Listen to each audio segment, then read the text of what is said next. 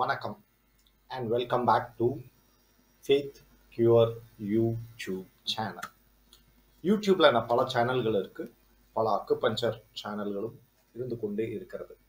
அப்போ ஃபேத் கியூர்ல என்ன வித்தியாசமாக இருக்கு அப்படின்னு நம்ம யோசிக்கும் போது பல விஷயங்கள், அதாவது இயற்கையின் மகளாக நாம் வாழ்ந்து கொண்டே இருக்கிறோம். ஏன்னா அக்குபஞ்சர் பண்றவங்க அத்தனை பேருமே இயற்கையோட ஒன்றி வாழக்கூடிய நபர்கள், ஆசிர்வதிக்கப்பட்ட நபர்கள். ஏன்னா அவர்கள் இயற்கை மருத்துவத்தை, மருந்தில்லா மருத்துவம் அப்படின்ற ஒரு விஷயத்தை யோசித்து இயற்கை மூலியமாக, அதாவது மருந்து அப்படின்றது ஒரு தவறான ஒரு கருத்தா இங்க பார்த்துக்கோங்க. உந்துன்னு பாருங்க, உந்துதலுக்கு தேவையான ஒரு விஷயம். ஸோ மருந்தில்லா மருத்துவம் அப்படின்னு நம்ம பேசுறதுக்கு முன்னாடி உடலை உந்துதல் செய்வதற்கு, மறுபடியும் உந்துதல் செய்வதற்கு என்னென்ன தேவையோ அதை தான் நம்ம கொடுக்கணும். அதுதான் டிசிஎம்மும் சொல்லி கொடுக்கிறது. ஸோ மருந்தில்லா மருத்துவம் அப்படின்னு நம்ம சொல்றதை மறந்துட்டு இயற்கையா உடல் தானாகவே குணப்படுத்தக்கூடிய ஆற்றலுக்கான எல்லா வலிமையும் நாம் தர வேண்டும். அதை நம் அன்றாடும் வாழ்க்கையில் பயன்படுத்துவது மூலயமாக அதை அதிகரிக்க வேண்டும். இதுதான் மனித இயல்பு, மனித ஒரு முன்னெச்சரிக்கை. ஓகே, இன்னைக்கு தலைப்பு நம்ம பேச போறது, நம்ம என்ன விதமான மருந்துகள் இருக்கலாம், எல்லா விதமான மருத்துவங்களும் இருக்கலாம், அதோட கோட்பாடுகள், அதாவது கோட்பாடுகள்ன்றது ஸ்ட்ராட்டஜிஸ் அப்படின்னு தெரிஞ்சுக்கணும். அப்போ இந்த இடத்துல ஒரு புத்தகத்தை, எப்போதுமே நம்ம ஒரு புத்தகத்தை பத்தி பேசிட்டே இருக்கிறேன். இன்னைக்கு நீங்க பாத்தீங்கன்னா எல்லா புத்தகங்களும் நம்ம புரட்ட வேண்டியதாக இருக்கு. திருக்குறளா இருக்கட்டும், சித்த மருத்துவங்களா இருக்கட்டும், சித்தர்கள் நூல்களா இருக்கட்டும், திருமூலுவர், எல்லாமே பாத்தீங்கன்னா புத்தகமாக இன்னைக்கு இருக்கிறது நமக்கு ஏதோ ஒரு விஷயத்த சொல்லி கொடுப்பதற்காகவும் அதை நம்ம எடுத்து புரிஞ்சுக்கக்கூடிய தன்மையும் தான் இருக்கிறது. அப்போ ஒரு புத்தகத்தை பத்தி தான் நம்ம பேச போற ஒரு சின்ன ஒரு விஷயம். ஏன்னா டயக்னோஸ் அப்படின்னு சொல்றது, அதாவது நம்ம டயக்னோஸ் பண்றோம், புரிஞ்சுக்கணும் அப்படின்போது ஒரு சாப்டர், ஒரு ஃபண்டமெண்டல் ஃபோக்கஸை நம்ம பண்ண வேண்டியதா இருக்கு. அதுல பாத்தீங்கன்னா ஒரு ஒரு அனிமல் ப்ராடக்ட், அதாவது ஒரு மிருகத்தை எதுக்காக பயன்படுத்த போறோம், மிருகத்தோட தன்மைகளை எதுக்காக பயன்படுத்தணும், ரைட்டுங்களா? அதாவது ஒரு மிருகமாக இன்னைக்கு பார்த்தீங்கன்னா நிறைய பேர் வெஜிடேரியன் சாப்பிட்றோம், நான்வெஜ் சாப்பிட்றோம். ஸோ இது நான் உணவாக சாப்பிடலாம். அப்போ அந்த மிருகத்தின் தன்மைகளை எதுக்காகலாம் நம்ம பயன்படுத்துகிறோம், மிருகத்தன்மைக்கு என்னென்ன பயனுள்ளதாக இருக்கு இன்னைக்கு உலகத்தில். பிளான்ட் ப்ராடக்ட், மரங்களுக்கு தேவையான எல்லாமே என்னென்ன இருக்கு. ஸோ இது ரெண்டுமே தான் இன்னைக்கு அன்றாட வாழ்க்கையில் நம்மளுக்கு தேவைப்படுது. இப்போ மிருகத்தோட தன்மைகள் என்னென்ன மனித இயல்பான வாழ்க்கைக்கு தேவையாக இருக்கிறது, மரத்தின் நாள் கிடைக்கக்கூடிய தன்மைகள் என்னென்ன இருக்கிறது அப்படின்றது தான் இன்னைக்கு நம்ம தலைப்பா பார்க்க போறோம். ஏன்னா இன்னைக்கு உணவுன்றது பேசுறது பதிலா புரிதல். அப்போ ஒரு புரிதலோட நம்ம இங்க பயணம் செய்யணும்னா அந்த உடலுக்கு இன்னும் அற்புதமாக என்னென்ன இருக்கும். இங்க நம்ம எந்த ஒரு தன்மையும் சுற்றி வளைத்து பேசுவதில் அது அப்போ ஒரு ஈர அப்போ இந்த தன்மைகள் எப்படி ஒரு ஈரப்பதத்துல எப்படி இருக்கும், ஒரு மரத்தின் தன்மைகளை நீரில் ஊற வைப்பது எப்படி இருக்கும் அப்படின்றத யோசிங்க. ஒரு மரத்தை நான் ஈரத்திலேயே ஊற வச்சேன்னா என்ன நடக்கும், ஒரு மிருகத்தின் தன்மைகளை, ஒரு மிருகம் தண்ணியில இருந்தா, இல்ல நானே ஒரு மனுஷனாவே தண்ணியிலேயே ஊறினா என்ன நடக்கும். இப்போ ஒரு மீன் தண்ணியில இருந்தால் அதற்கு உயிராற்றல். அப்போ அதோட தன்மைகள் இப்போ புரிஞ்சிருப்பீங்கன்னு நினைக்கிறேன். நம்ம எதை நோக்கி போகிறோம்னா அதோட தன்மைகள் எப்படி இருக்கு. இப்போ ஒரு மிருகத்தை பத்தி பேசினா அதுக்குன்னு நீரில் வாழக்கூடிய தன்மைகளும், நீரில் நீந்தக்கூடிய தன்மைகளும், நீர் இல்லாமல் வாழவே முடியாதுன்ற தன்மைகள் அதுக்கு கொடுக்கப்பட்டிருக்க இயற்கை பரிமாற்றம். அப்போ அதுல என்ன இருக்குன்னா அதுக்கு நீர் ரொம்ப அவசியமாக இருக்கு. ஒருத்தர் நீந்துவதற்கும் உடலில், நல்லா கேட்கணும், நீந்துவதற்னா என்னன்னா உடலில் கணம் கூடியிருந்தால் என்ன நடக்கும், கூடாட்டி என்ன நடக்கும் அப்படின்றதான் நீங்க பார்க்கணும். ஒருத்தர் நீந்தணும்னா உடம்பை லேசாக ஆக்க தெரிந்து கொள்ள வேண்டும், கைகள் கால்கள் அசைக்க தெரிஞ்சிருக்கும். அப்பதான் ஒரு நீச்சல் அடிக்க முடியும். அப்ப நம்ம என்ன பண்ணுவோம்னா எப்போதுமே ஒரு படிப்பை படிக்கும் போதோ உள்ள ஒரு பெரிய விஷயத்த பார்க்கும்போதோ சின்ன வயசுல சொல்லி கொடுத்ததை நம்ம மறந்துடுவோம். இதுக்கு காரணம் என்னன்னா சின்ன வயசுல இதெல்லாம் படிச்சதை நம்ம ஞாபகப்படுத்துறது இல்லை, நம்ம திரும்பியும் நினைவுக்கு கொண்டு வருதில்ல. இப்போ ரீசெண்டா நம்ம நிறைய படங்கள் பார்க்குறோம். என்னடா இவர் படத்தை பத்தி பேசுறாருன்னு பார்க்குற படத்துல இருக்கக்கூடிய ஒரு உண்மையை சொல்றதுக்காக தான். அப்போ இந்த மாதிரி ஒரு 2, 3 படத்த பார்க்கும்போது ஒரு சின்ன விஷயத்த தான் நம்ம இங்க ஹைலைட் பண்ண விரும்புறேன். அப்போ ஹீரோன்ற ஒரு படம் வந்து நான் ரொம்ப நாளுக்கு முன்னாடி, ரொம்ப வருஷத்துக்கு முன்னாடி பார்த்தேன். பட் அது ஏன் ரீகலெக்ட் பண்றேன் அப்படின்னா, காரணம் வந்து பார்த்தீங்கன்னா, அதுல வந்து 11வது பாட புத்தகத்துல கடல் தண்ணி, உப்பு தண்ணிய வந்து எப்படி வந்து நீங்க வந்து எலக்ட்ரிசிட்டியா மாத்தி, அந்த ஒரு வண்டிய ஓட வைக்கலாம் அப்படின்னு ஒரு சப்ஜெக்ட் எடுத்திருப்பாங்க. அது காரணம் என்னன்னு சொல்றேன். இதுக்கு நான் இந்த சப்ஜெக்ட்ட பேசுறது படத்துக்காக பேசலைங்க. சப்ஜெக்ட் அப்போ இங்க என்ன ஆயிருக்குன்னா, நம்மளுக்கு சின்ன வயசுல, அதாவது 1வதுல இருந்து 12வது வரைக்கும் சில பாடங்கள் நம்மளுக்கு கத்துக் கொடுக்கப்பட்டிருக்கிறது.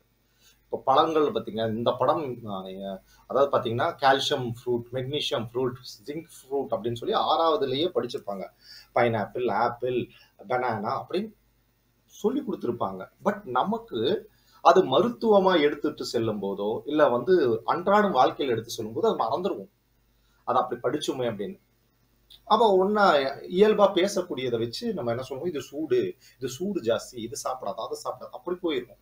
ஸோ அந்த இயற்கையோட நம்ம வந்து ஒன்றி பார்க்கும்போது, சில விஷயங்கள் சின்ன வயசுல நம்மளுக்கு கத்துக் குடுத்துருப்பாங்க. நான் நெறையா 8வது, 6வது புத்தகங்கள்லாம் நான் திருப்பி திருப்பி புரட்டிட்டு இருக்கிறேங்க. ஏன்னா காரணம் என்னன்னா, அதுல நெறைய விஷயத்த நம்ம இன்னும் புரிஞ்சால் மட்டும் தான் அடுத்த நிலைக்கு நம்ம போய் கொண்டு போய் செல்ல முடியும். அப்போதான் இது வந்து ஈஸியா இருக்கும் அப்படின்றதுக்காக சொல்ல வரேன். ஸோ அந்த மாரி ஒரு ஈரம், அப்போ அந்த மரத்துல ஈரம் இருந்துச்சுன்னா என்ன நடக்கும்? ஒரு ஈரம் குறைஞ்சா என்ன நடக்கும்? மண்ணுல ஈரம் அதிகமா இருந்தா மரத்துக்கு என்ன ஆகும்? இல்ல அ மரத்துல ஈரம் இருந்துச்சுன்னா, அந்த இலைகள் எப்படி இருக்கும்? பழங்கள் எப்படி இருக்கும்? பூக்கள் எப்படி இருக்கும்? அந்த மரம் எப்படி இருக்கும்? அந்த நிலம் எப்படி இருக்கும்? அப்படின்ற ஒரு கற்பனைக்கு தான் நீங்க திருப்பி திருப்பியும் இயற்கையோட வந்து மனித உடலுன்னு பார்க்கணும். மரம்ன்றது நம்ம உடல தான் சொல்றோங்க. கைகள், கால்கள்ன்றது கிளைகளாக நீங்க பாருங்க. அப்படி நீங்கள் பார்த்தால் மட்டும் தான் இந்த மருத்துவத்தின் அடுத்த நிலைக்கு நம்ம போய் செல்ல முடியும். இது கேட்கறக்கு ரொம்ப ஆச்சரியமாக இருந்தாலும், இது உண்மையான ஒரு விஷயம். அப்போ அ இந்த மாரி வரும்போது, அதாவது ஒரு ஈரப்பதமாகும்போது, அப்போ நம்மளோட சாப்பிடும் பழக்கங்கள் எப்படி இருக்கிறது? அதிகமா இருக்கா? குறையுதா? உடல் எப்படி இருக்கு? ஆ எனக்கு தாகம் அடிச்சால் நான் என்ன செய்வேன்? யோசிங்க. தாகம் அடிச்சால் நான் என்ன செய்வேன்? என்னால பழைய மாரி உழைக்க முடியாது. ஓய்வு தேவை. எனக்கு ஒரு சிறு இடைவேளை தேவை. அப்போ அந்த மாரி உடல் கேட்குது இல்லையா? அப்போ இந்த தான் நீங்க வந்து உடல புரிஞ்சுக்கணும். உடல் மொழின்றது நான் திருப்பி திருப்பியும் உடல் என்ன செய்றதோ அதுக்கு நம்ம ஒத்துழைத்து வேண்டும். இப்ப நெறைய பேர் என்ன சொல்லுவாங்கன்னா, மாற்று மருத்துவம் படித்தவர்கள், இது மாற்று மருத்துவம் இல்ல, இது உண்மையான மருத்துவம், ஆங்கில மருத்துவம், தவறான மருத்துவம். அங்க தவறு இருக்கோ இல்லையோ, உண்மையா வந்து நீங்க புரிஞ்சுக்கணும். ஒரு பாராசிட்டமால், குரோசின் ஏதோ ஒண்ணு ஒரு காய்ச்சலுக்கு நீங்க சாப்பிடுறீங்க. டாக்டர் என்ன சொல்றாரு, 3 நாள் இது சாப்பிட்டு பாருங்க எப்படி இருக்கு. அதுக்கப்புறம் நம்ம என்ன பண்ணலாம்னு ஒரு மருந்த குடுக்குறாங்க. மருந்துன்னு குடுக்குறது எதுக்காகன்னா, அத சாப்பிட்டு உடனே வேலைக்கு போறதுக்கோ, நல்லா இருக்குல்ல. அந்த அதாவது அந்த உடலுக்கான சோர்வுத்தனத்த குறைப்பதற்கு தான். ஒரு அசதியை குறைப்பதற்கான ஒரு தன்மை. அப்ப அந்த அசதிய குறைச்சிட்ட பிறகு நல்லா ஆயிருச்சுன்னு சொல்லி நம்ம வேலைக்கு போறதே, உடலுக்கு தேவையான ஓய்வை குடுக்காத ஒரு காரணம். அப்போ அந்த இடத்துல மருத்துவத்த தப்பு சொல்றதா? இல்ல மருந்தை எடுத்துக்கொள்ளும் விதத்த தப்பு சொல்றதான்னு யோசிங்க. ஏன்னா இங்க வந்து மருந்து எடுக்கிறார் தப்பு அப்படின்றத விட, மருந்து எடுப்பதை நாம் எவ்வாறு கடைப்பிடித்துக் கொண்டிருக்கிறோம்? அந்த கடைப்பிடிப்பதை உடலுக்கு என்ன குடுக்கணும்? ஓய்வை குடுத்து, அதை சீர் பண்ணுவதற்கு நான் எவ்வாறு என் உடலுக்கு அதை செய்கிறேன் என்ற ஒரு கணக்கு இருக்கணும். அப்போ இந்த மாரி எனக்கு பண்ண தெரியல. அப்போ நான் வந்து, ஐயோ! இன்னைக்கு முக்கியமான வேலை. நான் ஒரு மாத்திரைய சாப்பிட்டு வேலைக்கு ஓடுறேன். மத்தியானமே வேலைக்கு ஓடணும். இன்னைக்கு பரீட்சைனால எனக்கு பண்ண முடியாது. ஆடிட்டிங்னால பண்ண முடியாது. இல்ல என்னோட ஆஃபீஸ்ல இன்னைக்கு தான் என் பாஸ் வராரு. அப்படின்னு சொல்லி ஓடி, அந்த உடல் உண்மையான ஓய்வை கேட்கும் சமயத்தில், என்னோட தேவைகள், உலக தேவைகள், இல்ல என்னோட அன்றாட வாழ்க்கைக்கு தேவைகளுக்காக என்ன பண்றேன்? என் உடலை வருத்துகிறேன். என் உடலை நோயாக மாற்றுகிறேன். அப்பவும் உடல் என்ன பண்ணுது? சரிடா, நீ அப்படி போனாலும் சரி, உனக்கு வேற வகையிலயாவது நான் உனக்கு நீ தூங்கும்போதோ, இல்ல வேற வகையில செய்யும்போதாவது முடிஞ்ச அளவுக்கு உன்னைய நான் சரி பண்ணிடுறேன் அப்படின்னு சொல்லி உடம்பு தானா அதை சரி பண்ணி கொண்டிருக்கிறது. எப்போதுமே நம்ம என்ன சொல்லணுமோ, வெளியில நம்ம வந்து எல்லாமே நான் நல்லா ட்ரெஸ் பண்ணியிருக்கிறேனா, நல்லா சீவி இருக்கிறேனா, நல்லா இருக்கிற பார்க்கிறேனா, வயிறுக்குள், உடலுக்குள் நல்லா இருக்கா, சீரம் சிறப்பா இருக்கா, அழகா இருக்கா, எந்த நோய் இல்லாமல் இருக்கா, கழிவுகள் கரெக்டாக வந்து 3 மாசம், அதாவது வெளியில நான் குளிக்கிறேன், எல்லாமே பண்றேன். ஆனா வயிற கழுவுறதுல நெறைய பேர் மிஸ் பண்றாங்க. அந்த 3 மாசத்துக்கு ஒரு தடவ கிளீன் பண்றதும் மிஸ் பண்றாங்க. அப்ப அது ஏன் அப்படின்றத அத நம்ம ஞாபகம் வச்சுக்கிறதில்ல. தேவையில்லன்னு நெனச்சுக்கிறோம். ஏன்னா அதான் டெய்லி போகுதுலே. அப்ப அதுக்கப்புறம் எதுக்குடா கிளீனிங் அப்படின்னு நம்ம அந்த ஒரு ப்ராசஸ்க்கு போயிரும். அங்க தான் நம்ம வந்து ஒரு திருப்பியும் அந்த இயற்கையோட நம்ம கலந்துக்க மறந்துகிறோம். நான் அதே மாரி தான் நான் சொல்றேன். ஸோ இந்த ஒரு விஷயத்த தான் நம்ம வந்து ஒரு பொக்கிஷமாக, ஒரு டயக்னோசிஸ் விதமா, இப்போ ஒரு சம்மர் ஹீட்னா, இப்போ நம்ம மோஸ்ட்டா சூடு இருந்துச்சுன்னா, நாங்க எல்லாருமே மோஸ்ட்டா ஏசி போட்டுருவோம், இல்ல ஃபேன போட்டுருவோம். வேர்க்குது, அதிகமா வேர்க்குதே, வேர்க்கக்கூடாதுன்னு நம்ம நினைக்கிறோம். ஆக்சுவலா கழிவுகள் 3 மாசம் வெளியாகணுன்றது தான் இயற்கையின் நீதிங்க. அந்த நீதிய மறக்கவே முடியாது. அப்போ அந்த இயற்கை மூலியமாக நீங்க வேர்த்து அந்த உடலில் இருக்கக்கூடிய கழிவுகள், அதாவது மற்ற வரக்கூடிய மாதங்களில் உங்களுக்கு என்ன குளிர்காலத்துல உங்களுக்கு கழிவே போயிருக்காது. உடம்பு ஃபுல்லா அந்த கழிவெல்லாம் எடுத்து வச்சிருக்கும். உங்களுக்கு ஏன்னா வேர்வை இருக்காது இல்லையா? அதனால அது வேற மாதிரி ஒரு கழிவை தள்ளும். ஏன்னா உங்களுக்கு குளிர் ஆகும்போது உங்களுக்கு யூரினேஷன் ஜாஸ்தியாகும். யூரினேஷன் ஜாஸ்தியாகும் அந்த வகையாக கழிவை தள்ளுறதுக்கான ஒரு ப்ராசஸ் பண்ணணும். ஸோ ஒவ்வொரு காலகட்டத்தில் அந்த கழிவை உடலை தள்ளுறதுக்கு ஒரு விதமான உடல் அமைப்பும் வேலைகளும் செய்து கொண்டிருக்கு. அப்போ அதை வந்து நம்ம இங்க புரிஞ்சுக்கணும். அப்போ ஒருத்தர் வந்து அதிகமா யூரினேஷன் போகணும்னா என்ன அர்த்தம்? கோல்டு அதிகமா இருக்கு பாடியில. கோல்டு அதிகமா இருக்கு. வேர்த்துட்டு இருந்தான்னா சூடு அதிகமா இருக்கு. அப்ப அந்த சூட்டை குறைக்கணும். ஏன்னா அதிகமா வேர்வை போகக்கூடாது இல்லையா? அந்த 3 மாசமுக்கு மேல போச்சுன்னா என்ன ஆகும்? உடம்பு வந்து சுத்தமா நீரே இல்லாம வற்றி போயிடும். ஒரு பாலைவனம் மாதிரி ஆயிடும். ஸோ இந்த மாதிரி ஒரு கணக்கெடுப்போட தான் நம்ம இந்த டயக்னோஸ்டிக் ஸ்கில் எடுத்து நம்ம வந்து ட்ரீட்மெண்ட் ஆரம்பிக்க போறோம். நம்ம ஜஸ்ட் கேள்விகள் கேட்கறது இல்லைங்க. உனக்கு என்ன நோய் அப்படின்றது கேள்வி கேட்கறதுல அந்த நோயை உங்களோட அறிவாற்றலோட புரிந்து கொள்றது. அவங்க எந்த தன்மையில அந்த நோயை சொல்றாங்க, அந்த நோயோட உண்மையான விஷயம் என்ன? சூடை சம்பந்தப்பட்டதாக இருக்கா, குளிரை சம்பந்தப்பட்டதா இருக்கா, சூடு என்னவாக மாறுது, குளிர் என்னவாக மாறுகிறது அப்படின்றது புரிந்து கொள்வதுதான் இது அடுத்த கட்ட நடவடிக்கை.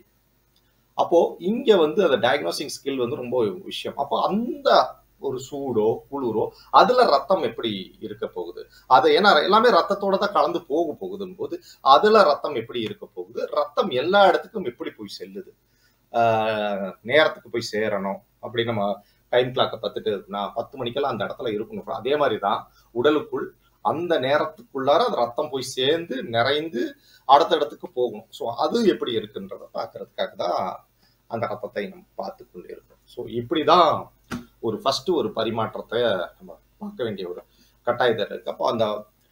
அப்போ அந்த கண்டிஷன் நம்ம பார்க்கும்போது லங்ஸ் வந்து, அதாவது நம்ம இப்போ ரத்தத்தை நான் எடுக்கிறேன், ஓகே கொடுக்குறேன், பட் அந்த கேப்ல அந்த ரத்தத்தை போகிறதுக்கு நான் அந்த அளவுக்கு எந்த அளவுக்கு மூச்சு இழுத்து வாங்க போறான், லங்ஸ் எந்த அளவுக்கு விரிந்து செயல்படுது. இப்போ நான் ஓடி போனா நான் கெஸ் வாங்குவேன்ல, அப்போ என்ன ஆகும்னா ப்ரெஷர் அதிகமா இருக்கும் அவங்க வந்து. அப்போ அந்த வால்யூம் எப்படி, டைடல் வால்யூம் எப்படி இருக்க போகுது, நான் சாப்பிட்ட ஃபுட்டுக்கும் சரி. அப்போ நான் சம்டைம்ஸ் சில பேர் என்ன சொல்லுவாங்கன்னா, நான் பொங்கல் சாப்பிட்ட தூக்கமா வருது. அப்போ அந்த ஃபுட்டு ஏன் வந்து அந்த தூக்கத்தை கொடுக்குது, ரத்தத்தை போகுதா இல்லையா, அப்படி இந்த மாதிரி ஒரு கணக்கெடுப்புல நம்ம பார்க்க போறோம். அப்போ அந்த லங்ஸ் வந்து எப்படி அந்த ரத்தத்தை வந்து சுத்திகரித்து திருப்பி கொடுக்க போகுது. அப்போ படபடப்பை, அதாவது ஓடும் போதோ இல்லை நடக்கும் போதோ இல்லை சாதாரணமா இருக்கிற சமயத்திலேயே இதய துடிப்பு எப்படி இருக்கு, இது ரெண்டுமே கணக்கு கண்டிப்பா ஒத்து போகணும். அப்போ நார்மலா இருக்கா, படபடப்பு அதிகமா இருக்கா, இல்ல துடிக்கிறது வந்து மூச்சு அரைக்கிற மாதிரி இருக்கா, பிளஸ் ஒரு மாதிரி நமக்கு மயக்கம் வர மாதிரி இருக்கா, இல்ல உட்காரணும் போல இருக்கா, தூங்குற மாதிரி இருக்கா, இல்ல நார்மலா இருக்கிறோமா அப்படின்ற ஒரு கணக்கெடுப்புல தான் அடுத்த கட்ட நடவடிக்கையை நம்ம பார்த்து புரிஞ்சுக்கணும். அப்போ நான் சாப்பிட்ட பிறகு அந்த உணவு எப்படி இருக்கு, நெஞ்சில கரிக்கிற மாதிரி இருக்கா, செரிமானம் ஆகாத மாதிரி இருக்கா, வயிறுல வந்து கடமுடான்னு சவுண்டு வருதா, ஏப்பம் வந்துட்டு இருக்கா, இல்ல ஒவ்வொற்ற மாதிரி இருக்கா, இல்ல இந்த மாதிரி அடுத்த ஒரு கட்டத்துல நம்ம பார்க்க வேண்டிய ஒரு கட்டாயத்தில் இருக்கிறோம். இது ஒரு லென்த்தி வீடியோவா இருக்கும்னு நினைக்கிறேங்க. ஏன்னா இது ஒரு பெரிய விஷயம், எடுத்து சொல்ல வேண்டிய ஒரு கட்டாயத்துல இருக்கும். ஸோ இப்படி நம்ம டயக்னோஸ் பண்ணும்போது தான் அந்த ஆணி வேற கண்டுபிடிக்க முடியும். ஆணி வேற கண்டுபிடிச்சால் அதற்கு உறுதுணையாக இருக்கிற எல்லா மருத்துவங்க எடுத்தாலும் அதற்கான உடல் அதை பெறுவதற்கான எல்லா விதமான விஷயமும் நாம் தான் செய்ய வேண்டும். நான் என்னதான் போய் சர்ஜரி பண்ணாலும் 40 நாள் நான் பெட் ரெஸ்ட் எடுத்தாதான் அந்த சர்ஜரி ஆறும் அப்படின்ற மனநிலைக்கு கொண்டு வந்துட்டாங்க பாருங்க. அப்போ அதை செஞ்சேன்னா இந்த ஸ்டிச்சிங்ஸ் போயிடும், சர்ஜரி வேஸ்ட் அப்படின்ற ஒரு மனநிலையை கொண்டு வந்ததுல பாராட்ட வேண்டியது உண்மைங்க. ஏன்னா நம்ம சாதாரணமா ஒரு மனுஷனுக்கு சொன்னோம்னா இது செய்யாதன்னா, ஒரு நாள் செஞ்சு பார்த்தா தான் என்னன்னு செஞ்சிருவாங்க. ஏன்னா எதுவுமே இல்லை இல்லையா உடல்ல. தலிவோ ஒரு ஸ்டிச்சிங்கோ இல்லை. அப்போ ஒரு ஸ்டிச்சிங்கோ வேற இருந்தா ஐயோ விட்டு போயிருமோ, விட்டு போச்சுன்னா மறுபடியும் செலவாகுமா அப்படின்ற ஒரு மனநிலைக்கு வந்து அவர்கள் அதை பாதுகாப்பதற்கு ஒரு உதவியாகவும் இருக்கிறது மருத்துவங்கள். ஸோ எந்த மருத்துவங்களும் குறை சொல்ல வேண்டாம், எந்த ஒரு மருத்துவரையும் குறை சொல்ல வேண்டாம். அதை எடுத்துக்கொள்ளக்கூடிய நாங்கள் சரியாக உடலுக்கு அந்த உடல் பயனுள்ளதாக மாற்றக்கூடிய பழக்கத்தை கொண்டு வருவோம். எல்லோருக்கும் அதை கற்றுக் கொடுப்போம். புரிந்திருந்தால் நன்றி. பிடிச்சிருந்தால் லைக் பண்ணுங்க, கமெண்ட் பண்ணுங்க, மறக்காம சப்ஸ்கிரைப் பண்ணுங்க. மேலும் மேலும் இந்த மாதிரி வீடியோஸை பாருங்க. ஏன்னா யூடியூப்ல என்ன பண்றாங்கன்னா, நம்மளோட இந்த மாதிரி தகவல் கொடுக்கக்கூடிய எல்லா வீடியோஸையுமே என்ன ஆகுதுன்னா, உங்களுக்கு அந்த கவுண்ட்டு, அந்த வியூ டைம் எல்லாமே குறைக்கிறாங்க. தேவையில்லாத வீடியோஸ் அவங்களே பப்ளிஷ் பண்ணி விளம்பரம் பண்ணி மக்கள் மனதில் அதை கூற்றுகிறார்கள், கொண்டு போறாங்க. இதுதான் ட்ரெண்டிங், இதுதான் இன்னைக்கு ஃபர்ஸ்ட்ல பார்க்கணும் அப்படின்னா என்னடா நம்ம பார்க்கிறோம். ஸோ அதை மறந்து நம்ம எல்லாம் உடைத்து அதை கொண்டு போய் சேர்த்த வேண்டியது நம்மளோட கடமை, நம்மளோட உணர்வு. நன்றி, வணக்கம்.